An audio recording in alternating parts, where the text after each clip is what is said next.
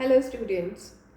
Today I'm going to talk about true false not given, which is a major hurdle for most of the students who are appearing for IELTS exam. At times it's actually a problem. At times we generally create a lot of problems because we get overconscious about certain things, and we normally hear people saying I have a problem with false and not given especially. So first we need to understand the problem areas in that, and then of course we can look for a solution towards it. So I would first of all mention where do we get wrong when it comes to true, false and not given. The prime thing is misconception. There are a lot of things that we hear about true, false, not given, and we just start believing that. Anybody else, I personally say that it's vast. That is why there is no syllabus for it. It is basically an eligibility test, so you have to understand English, and they assess you from different perspectives. So how can we define it on some rigid terms that all the time same thing will happen? So first thing is misconception. Do not just listen to others. Maybe one thing is working for me and for other person it doesn't work at all. So it's all with time, by practice. You also have certain tricks that always work for you, but other person cannot immediately start because that was your practice and you did start with that. Second thing you should keep in mind about true, false, not given is matching words and keywords. There is a difference in that. It's not that every word that is a part of the statement, and if it is mentioned in the passage, then it should be true. So we tend to pick up the words from the statement and start matching it up, and we give as an excuse that ma'am, we were told that keywords always help us in getting idea about true, false and not given. So keywords may not be, keyword is the word that can take you to the right direction, but it does not give you a guarantee that picking up a keyword will give you the correct answer. It's locating where the point has been mentioned, but finally the complete statement is going to decide what answer you have to give. Third thing that is a common error with the students is self-assumption. When I ask questions in speaking, I ask a cue card, and after that I give a question. Now the cue card was something that was your personal experience or something related to your personal life. My next question was general, but student is still in that aura, starts connecting that short answer which is asked after the cue card in the same way, giving it as a personal answer. So they don't even realize that I asked a general question after that personal question. Maybe both were talking on the same thing. Same thing happens in true, false, not given. We start believing certain things when we read the question. We start assuming. So that assumption is completely wrong when we are looking for a correct answer for true, false, not given. We start believing he is trying to say this. He's trying to convey this. It means that. These are definitely, I would use the word taboos for true, false, not given. Please do not assume. They are not looking for your knowledge. They are not looking for your assumptions. They have given you a statement which you have to match to the passage, but they want to see your understanding in that. So please do not assume things that usually it is said it should be false, it should be not given, he's trying to convey this thing. There are no hidden meanings in that. Another thing that affects your performance in true, false, not given is rushing. You're always in a rush. You start reading the question, you want a shortcut for that. You pick up the statement, think it over, pick up the words, locate that in the passage, and just give an answer without even understanding what exactly the statement is asking for. And when in the class we have discussions about it, student will forget about the entire statement, will stick to one word and will say, ma'am, but he's mentioning this word.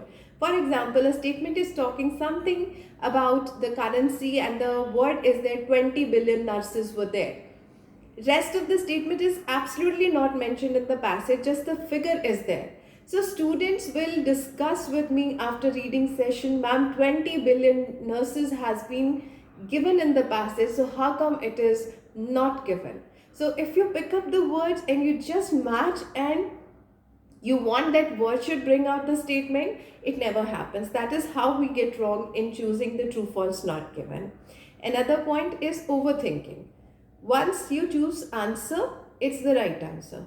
Please ever do not go back and recheck. Unless you are 100% sure by mistake you have written something else, what answer you wanted to write, but in true false not given, the first thought is the right answer, and the first answer that came to your mind after understanding that statement is the right answer. Do not go back and recheck it. It will never ever be the correct answer. You can even try this thing. So now, in short, I'll tell you how to go about true false not given. There are many things that can help you. The first thing is, many students say, ma'am, we can easily get true all statements which have an answer true, we can easily make out. So I suggest that, okay, fine, you go ahead with that. First of all, you choose and select all those statements which have true as an answer. So the list is short now.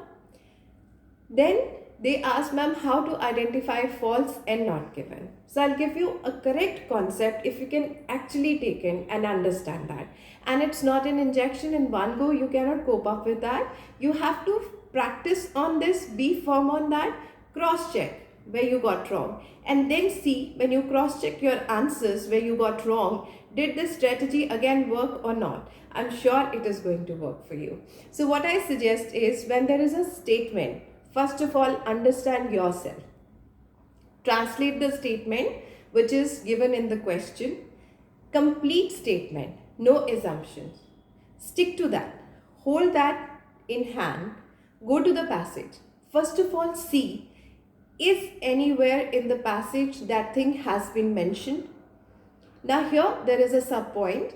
All true, false, not given are in a sequence. So sequence can be one answer each paragraph, two answers each paragraph. After every third statement you get an answer. Sequence can be in any ways, but sequence is a sequence. So say the answer you are looking for is in second paragraph, right? So you locate that, stick to the point which you translated and got it in hand from the statement. Read the line which is given in the right location. Understand that, what he is saying. Getting it? That is one way. Immediately the answer will come to you. Now students get confused when they go to the passage. They say, ma'am, along with that he was mentioning this thing also. So how come this answer can be not given? So I give another shortcut. Same step, you translate the statement. The question statement should be translated. Understand whatever you are understanding from the complete statement. Forget about the words. Locate that in the passage and just see in the three lines where you got the location. Is this thing given there? Complete statement. If you get it there, then it is true. If you find the main statement is there with slight changes, the answer is false. But if you have a complete confusion, you do not find it at all, then it is not given. Now I tell you an example. You have a statement in the passage which says, students will be given identity cards at the time of admission. This is a statement in the passage. The question statement says, students cannot enter the college premises without their I-cards. What should be the answer? True, false, or not given? Now those students who go by the keywords, students, I-cards, they'll get confused with this true or false.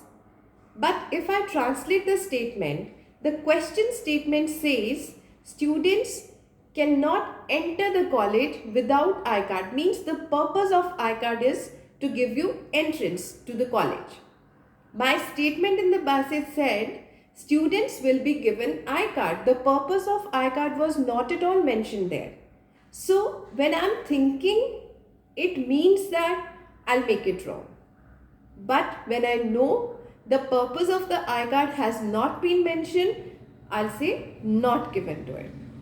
For example, if a statement says students have to wear neckties when they come to the school, the question statement says students will not be allowed to enter the school without neckties.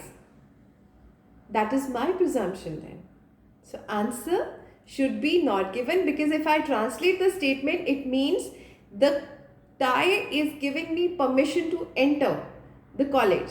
But the statement in the passage says you have to wear it. What will be the consequences of that if you don't wear is not given. So chances are 50-50. When they say compulsory, it may be that I am not allowed to enter, but 50% chances are there I may be allowed, but I may be given some punishment for that. How come I can consider 100% it means that? When it is compulsory, it is understood. So this understood part is our presumption. We should not go for that. Everything is right in front of us. Nothing is hidden. Nothing is beyond what is the passage mentioning. And the best part is you first understand the statement, and for that translate the complete statement, stick to it, behave like a small child. As a grown up, I give you an example of a room where there are three colors in green shade. One is sea green, one is bottle green, one is dark green. I call a child and I tell him to go and check, is there a bottle green color inside? His main focus would be only on the bottle green. But when a mature person enters, he look for the sea green also, he look for the other shades of green also, and he'll waste his time and then he'll come back confused. But a child's focus would be only on the bottle green. He is least bothered what else green is there. So this is what happens as we grow mature, as we grow up, we tend to think more. We, especially being Indians, we are given a training that something is after that. So you should be doing thorough reading. So here in IELTS, the perspective is slightly different. IELTS reading says wherever you get your answer, you have to stop. He's not trying to convey something additional after this point on this particular point. After 3 lines, he's not again going to start with this point. This much time as a candidate you do not have, they completely understand that. So it's not a research, it's just a reading. They want to see understanding of the question and the right location for that. That's all for the day. Thank you so much. Please work up on this and let me know. Send me your comments. I'll definitely help you further on this. Thank you.